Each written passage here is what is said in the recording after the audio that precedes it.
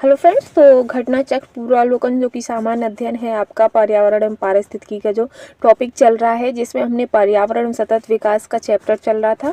उसमें हमने आपके काफ़ी चीज़ ले रखी हैं, जैसे कि आपकी धारणीय विकास हो गया, ये पर्यावरण हो गया, पर्यावरण का आपका धारणीय विकास हो गया। इसी के साथ आपका प्रकृति में कार्बन चक्र भी हमने कंप्लीट कर लिया था, और उसके साथ ही हमने वायुमंडल भी कंप्लीट कर लिया। अब वायुमंडल कंप्लीट हो गया है और अब जो आपका टॉपिक है वो आपका आएगा पर्यावरण सुरक्षा। तो पर्यावरण सुरक्षा से संबंधित जितने भी आपके क्वेश्चन आंसर्स बन रहे होंगे, फुल थ्योरी सहित हम लेकर चलेंगे। ठीक है, तो चलिए हम स्टार्ट करते हैं। इसमें हमारा पहला ही हो जाएगा कि जहाँ एक और प्रदूषण पर्यावरण सुरक्षा के लिए संकट है, वहीं दूसरी ओर धारणीय विकास पर्यावरण के क्षरण को कम करने में आवश्यक सहायक होता है। अतः धारणीय विकास पर्यावरणीय सुरक्षा के लिए आवश्यक है। और धारणीय विकास क्या है? तो धारणीय विकास एवं कागज के थैलों का प्रयोग पर्यावरणीय सुरक्षा के सकारात्मक पहलुओं से संबंधित है। वातानुकूलन का पर्यावरणीय सुरक्षा के नकारात्मक पहलू से संबंध है, जबकि गरीबी कम करने से पर्यावरण पर नकारात्मक सकारात्मक दोनों प्रभाव पड़ते हैं। दूसरे दृष्टिकोण से देखा जाए तो गरीबी का पर्यावरण से अप्रत्यक्ष संबंध है, जबकि धारणीय विकास कागज के थैलों का प्रयोग एवं वातानुकूलन का पर्यावरण से प्रत्यक्ष संबंध है।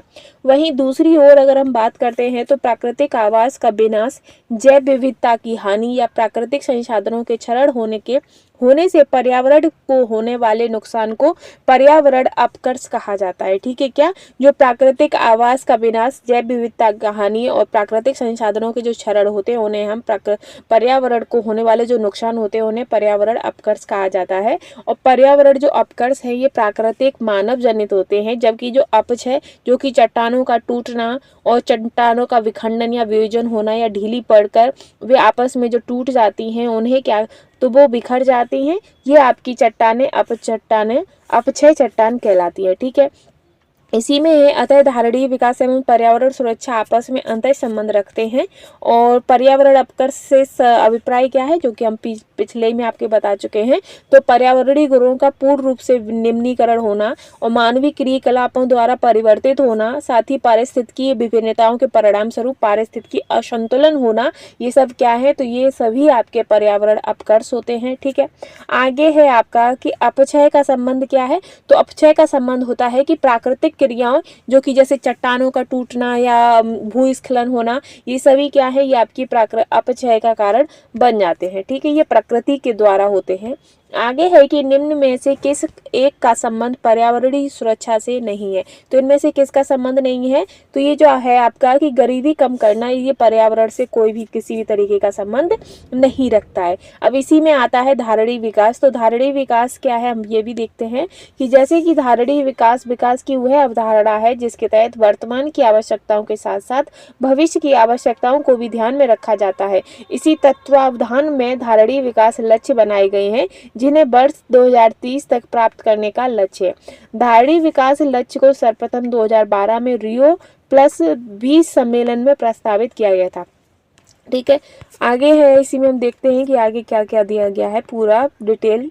फिर है कि जो धातव्य यानी कि जो 17 धारणीय विकास लक्ष्य कौन कौन से हैं, ये भी हम देख लेते हैं कि आपकी गरीबी को समाप्त करना, भूखमरी से मुक्ति, और साथ ही लोगों के लिए स्वस्थ एवं आरोग्यता, गुणवत्ता पूर्वक शिक्षा, लैंगिक समानता, जल एवं स्वच्छता, ये सभी क्या है? ये आपकी धारणीय उसमें आते हैं। ठीक है, फिर है कि किफायती और स्वच्छ ऊर्जा, उत्कृष्ट कार्य, आर्थिक विकास, उद्योग, नवाचार, बुनियादी ढांचे का विकास, असमानताओं में कमी, संवहनी शहरी और सामुदायिक विकास।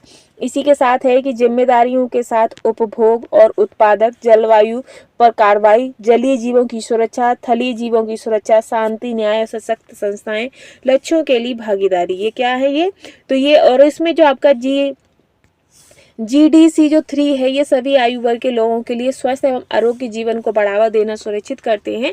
और ये क्या है? तो ये आपके 17 सतत विकास लक्ष्यों को जिसमें रखा गया है।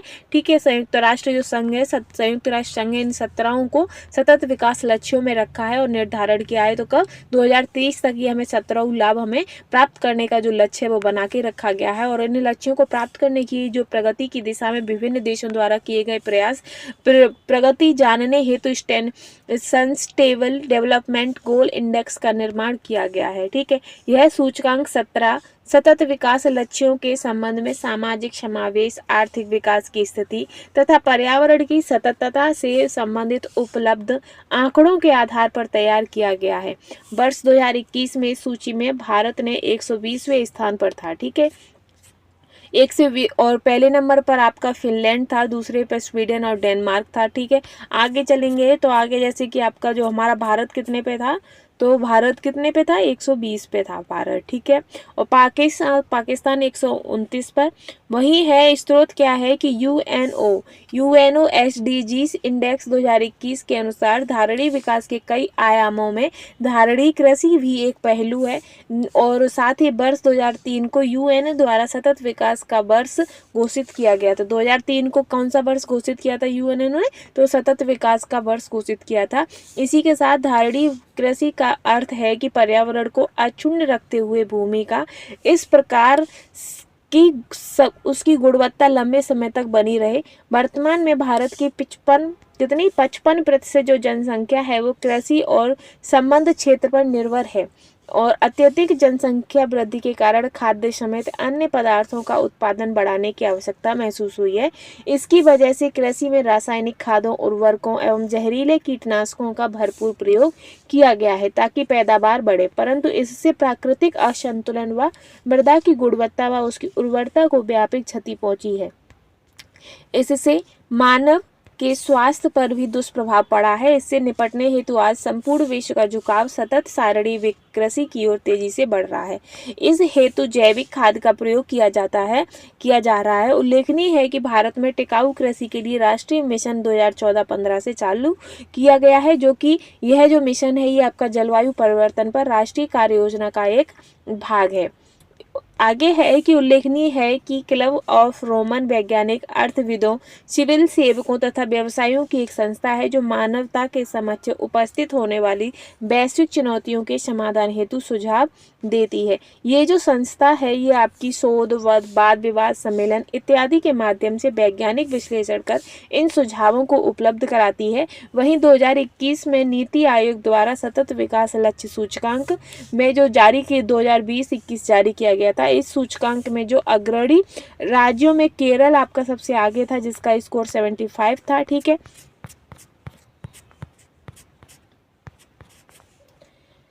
आगे है इसके पश्चात जो है आपका हिमाचल प्रदेश, तमिलनाडु, आंध्र प्रदेश, गोवा, कर्नाटक, उत्तराखंड, ये सभी आपके लिए गए हैं। ठीक है, अब आता है इससे संबंधित क्वेश्चन। तो इससे संबंधित जो क्वेश्चन है वो आपके आ जाएंगे। तो इसमें पहला है कि धारणीय विकास लक्ष्य जो पहली बार 1972 में एक वैश्विक विचार मंडल ने, जिसे क्लब ऑफ रोमन कहा जाता है, प्रस्तावित किया था, तो ये गलत है। धारणीय विकास का जो लक्ष्य है वो 130 है, तो ये सही है। तो इस क्वेश्चन का जो आंसर है वो आपका 102 हो जाएगा। ठीक है, और जो धारणीय विकास का जो लक्ष्य को सर्वप्रथम जो स्टार्ट किया गया था वो आपका 2012 में किया गया था। ठीक है, और फिर है कि सतत विकास लक्ष्य 2017 के सूचकांक में भारत का कौन सा स्थान है। तो इसमें भारत का कौन सा स्थान था, तो इसका जो है वो 116वां स्थान था भारत का। ठीक है, और पहले स्थान पर कौन है, तो पहले स्थान पर आपका स्वीडन था जिसका जो स्कोर है वो 185। ठीक है, आगे है कि निम्नलिखित में से कौन सा राज्य भारत की धारणीय विकास लक्ष्य सूचकांक 2019-20 के शीर्ष 5 राज्यों की सूची में नहीं है। तो जो गुजरात है ये आपके शीर्ष 5 देशों की राज्यों की सूची में नहीं आता है। ठीक है, इसके बाद आता है कि नीति आयोग द्वारा हाल ही में जारी सतत विकास लक्ष्य इंडिया सूचकांक 2019 के अनुसार कौन सा राज्य प्रथम स्थान पर है, तो वो आपका केरल है। ठीक है, आगे है कि धारणीय कृषि का अर्थ है। तो धारणीय कृषि का अर्थ क्या है कि भूमि का इस प्रकार प्रयोग किया कि उसकी गुणवत्ता अक्षुण्ण बनी रहे, जो उसकी गुणवत्ता है वो खराब ना हो और बनी रहे। इसी के साथ अब हम नेक्स्ट वीडियो में आपका पृथ्वी शिखर सम्मेलन से संबंधित टॉपिक करवाएंगे। ठीक है, तो आज के लिए बस इतना ही। Thanks for watching.